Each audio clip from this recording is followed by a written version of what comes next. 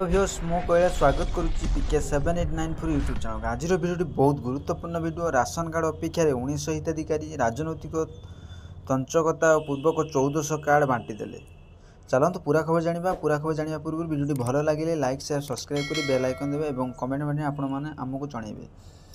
बालेश्वर जिला सिमुलिया ब्लॉक रे अनेक अयोग्य हिताधिकारी राशन कार्ड मिली हेले योग्य हिताधिकारी माने राशन कार्ड पाइबारु वंचित होइचंती। सिमुलिया ब्लॉकर एनएफएसए योजना 27.120 जन को एवं एसएफएसएस योजना 1.179 जन को राशन कार्ड मिली।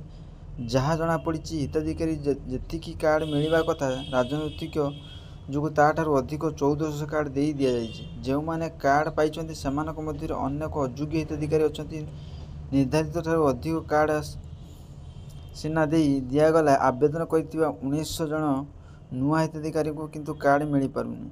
फल से चिंतार पड़ते। सबुठारु विडंबना कथा जे बारंबार अभियोग होता विभाग पक्षर एजाएं अयोग्य हिताधिकारी चिन्हट नहीं सेमिति किसी दृढ़ पदक्षेप निया जाइनी। एने सिमुलिया ब्लॉक जुगाण और निरीक्षक विद्युतलता नायक जोगाजोग कर सिमुलिया निर्धारित कार्ड अधिक कार्ड मंजूरी होती। फल नुआ कार्ड मंजूरी करने संभव होनी। जो हिताधिकारी मैंने चाहिए एवं ऑनलाइन आवेदन कर दिंतु कार्ड मंजूर हेले से प्रदान कर। आशा करी वीडियो भल लगे लाइक से सब्सक्राइब कर बेल आइकन देवे।